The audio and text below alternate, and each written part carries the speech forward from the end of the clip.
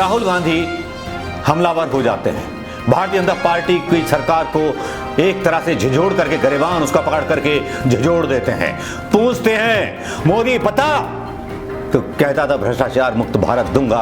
तेरे कर्नाटक के मंत्री 40% की रिश्वत खाते हैं। नाटक करने वाले तो बहुत मिल जाते हैं, तिरंगा हाथ में लेकर के भारत माता की जय बोल करके अपनी देशभक्ति साबित करने वाले तो बहुत लोग मिल जाते हैं। लेकिन यहां पर बात यही नहीं रुकती। भविष्यवाणी, लेकिन रीढ़ विहीन और मरा हुआ नपुंसक मीडिया इसके बारे में सवाल कहां करेगा? क्योंकि सवाल करने के लिए रीढ़ में हड्डी होनी चाहिए और जुबान में ताकत होनी चाहिए और दिलों में हौसले होने चाहिए, देशभक्ति का प्रेम होना चाहिए। पहले भी किए प्रेडिक्शंस, पहले भी किए हैं, कोरोना के बारे में हो या नोटबंदी के बारे में। लेकिन अब तीसरा प्रेडिक्शन उनका आया कि अर्थव्यवस्था डूबने वाली है। ठीक वही हालात हो जाएंगे जो नेपाल और श्रीलंका में हो रहे हैं। और तिरंगे को लोगों की इन समस्याओं पर बुलडोजर चलाना चाहिए, मगर भाजपा का बुलडोजर पर तो नफरत और दहशत सवार है। इतना कर्रा तंज मारा कि बिलबिला गए सपोले संगी। आज अंजना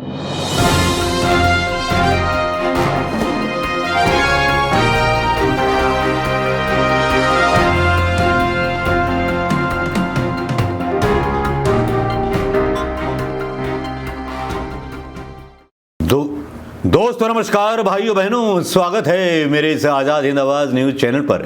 दोस्तों आज बात करेंगे राहुल गांधी की। राहुल गांधी की बात यूं होनी भी चाहिए क्योंकि मीडिया उनकी बात दिखाता नहीं तो बात आप तक पहुंचती नहीं, तो बात जो है चर्चा में नहीं आती, बात चर्चा में नहीं आती तो बात डूब जाती है। इसीलिए उस डूबी हुई बात को निकालने के लिए आपके बीच लेकर के आया हूं राहुल गांधी के वो 3 ट्वीट जिन्होंने भारतीय जनता पार्टी को परेशान कर दिया है, गोदी मीडिया को परेशान कर दिया है। गोदी मीडिया तका कर रहा है, कांग्रेस के नेताओं पे कभी आरोप लगा रहा है विलासराव देशमुख के बारे में कोई एजेंडा भ्रष्टाचार का चला रहा है।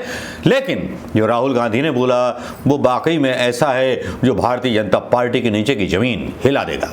राहुल गांधी ने भविष्यवाणी पहले भी की है, प्रेडिक्शंस पहले भी किए हैं, कोरोना के बारे में हो या नोटबंदी के बारे में।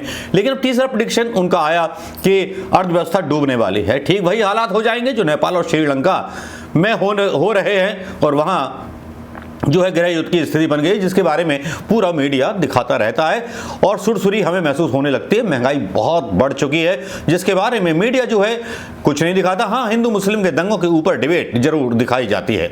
लेकिन राहुल गांधी ने ताजा क्या कहा और कॉन्स्टिट्यूशन के बारे में क्या कहा, जरा एक वानगी ये सुन लीजिए और उसके बाद दूसरे और तीसरे ट्वीट की बात करेंगे।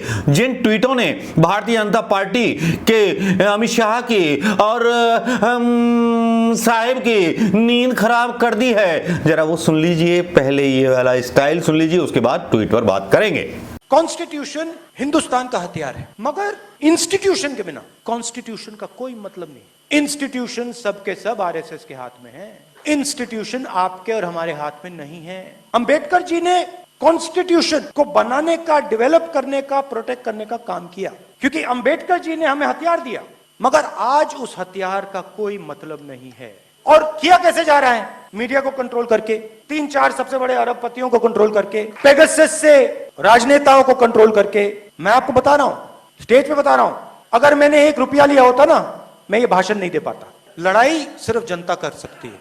जब तक हिंदुस्तान की जनता के अंदर जो आवाज है, जब तक वो नहीं निकलेगी, तब तक इंस्टीट्यूशन को कंट्रोल करके कॉन्स्टिट्यूशन को ये लागू नहीं होने देंगे। और जब कॉन्स्टिट्यूशन काम नहीं करता है तो सीधी चोट डायरेक्ट कमजोर लोगों पर जाके पड़ती है। कौन है वो?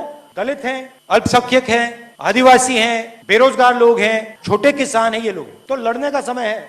और जो अंबेडकर जी ने कहा, जो गांधी जी ने कहा, रास्ता दिखाया उन्होंने, रास्ता है, उस पर बस चलने की जरूरत है। ये राहुल गांधी का 1 मिनट का भाषण आपने सुन लिया होगा। बात आते हैं मुद्दे की बात पर। राहुल गांधी ने बोला अर्थव्यवस्था के बारे में और उसके बाद वो रुकते नहीं है यहीं पर और सीधे तंज कसते हैं शिवराज सिंह चौहान और योगी पर। सीधे बोलते हैं महंगाई और बेरोजगारी ने देश की जनता का दम निकाल दिया है। सरकार को लोगों की इन समस्याओं पर बुलडोजर चलाना चाहिए, मगर भाजपा का बुलडोजर पर तो नफरत और दहशत सवार है।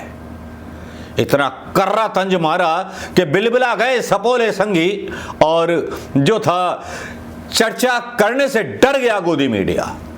आज चर्चा करनी थी तो राहुल गांधी के इस ट्वीट पर करनी चाहिए थी और जवाब पूछने चाहिए थे सरकार के, लेकिन रीढ़ विहीन और मरा हुआ नपुंसक मीडिया इसके बारे में सवाल कहां करेगा, क्योंकि सवाल करने के लिए रीढ़ में हड्डी होनी चाहिए और जुबान में ताकत होनी चाहिए और दिलों में हौसले होने चाहिए, देशभक्ति का प्रेम होना चाहिए। नाटक करने वाले तो बहुत मिल जाते हैं, तिरंगा हाथ में लेकर के भारत माता की जय बोल करके अपनी देशभक्ति साबित करने वाले तो बहुत लोग मिल जाते हैं, लेकिन यहां पर बात यही नहीं रुकती, बात हद से आगे बढ़ती है।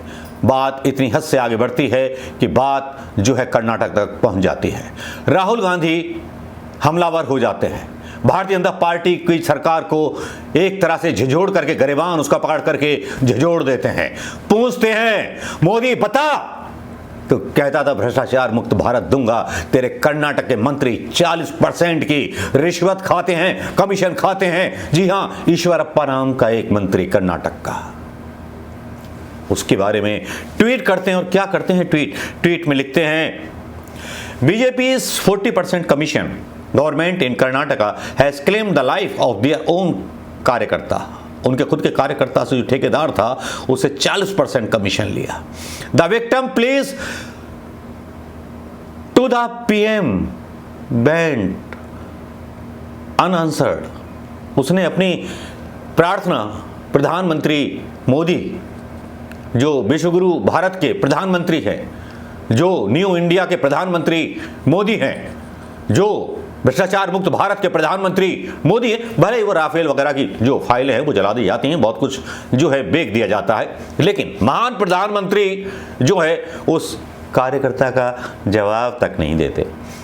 PM and CM are complicit, दोनों के दोनों जो है चुप रहते हैं। खबर क्या थी जिसके ऊपर राहुल गांधी को गुस्सा आया? राहुल गांधी को गुस्सा इस बात पर आया कि जब एक बीजेपी कार्यकर्ता जो कि कॉन्ट्रैक्टर था उसने कर्नाटक में आत्महत्या कर ली। ये खबर चली, going on journey of no return, contractor who accused BJP minister found dead. जिसने आरोप लगाए वो मृत पाया गया। जज लोया लोया कर दिया उसका, या फिर वो कुछ पोल खोल देता 40% कमीशन की, लेकिन वो एक लेटर लिख गया था जिसमें उसने लिख दिया था the contractor who accuse senior Karnataka BJP leader K S. Eshwarappa of taking 40% commission has been found dead in a hotel in Udupi, report said. Rahul Gandhi ने इस खबर को ट्वीट कर दिया और जैसे हंगामा हो गया, भारतीय जनता पार्टी के नेताओं का तो जैसे कर्नाटक के पेशाब निकल गया।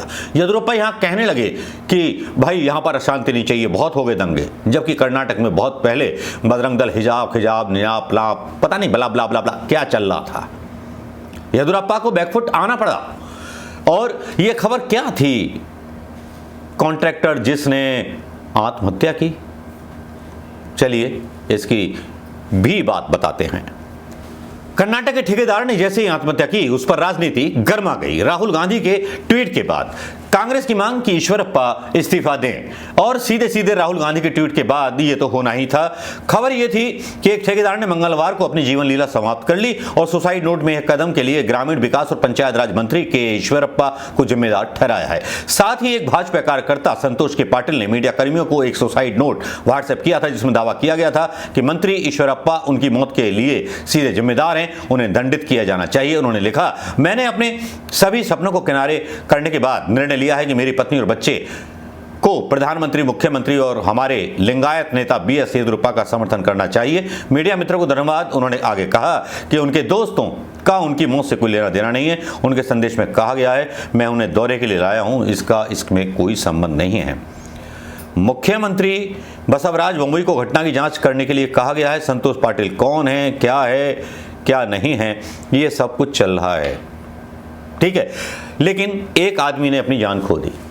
प्रधानमंत्री मोदी के विश्वास पर 40% कमीशन देने के बाद अपनी जान खो दी और अब यहां ये मामला जांच में अटक जाएगा।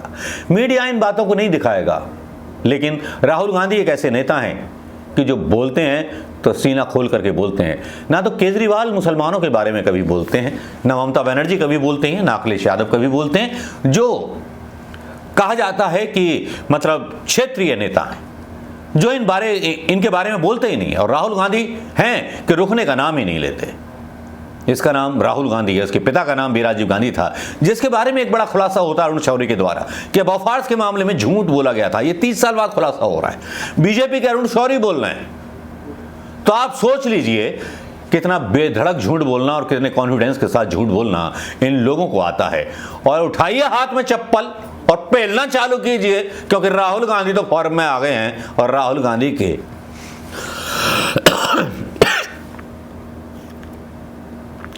गांधी के समर्थक भी बिल्कुल पूरी तरह से तैयार हैं उस मुकाबले के लिए जो होगा गांधीवादी विचारधारा, कांग्रेस सेवा दल और दंगा दल के बीच। तो तैयार रहिए, खबरें सुनते रहिए। राहुल गांधी को नेता अगर ना मानेंगे तो मोदी के हाथ मजबूत करते रहिए। महंगाई का रोना रोते रहिए। गैस महंगी हो गई, पेट्रोल महंगा हो गया, खाने का तेल महंगा हो गया। खाने का तेल कभी पेट्रोल से महंगा नहीं हुआ। ये पहली बार है कि न्यू इंडिया में खाने का तेल पेट्रोल से भी महंगा लेकर के खाना पड़ रहा है। तो शर्म करो। विश्व गुरु बने भारत में रहने वाले भक्तों, डूब मर जाओ, गंगा में नहीं, गाय के मूत्र में डूब के मर जाओ, स्वर्ग मिल जाएगा। नमस्कार, जय हिंद दोस्तों।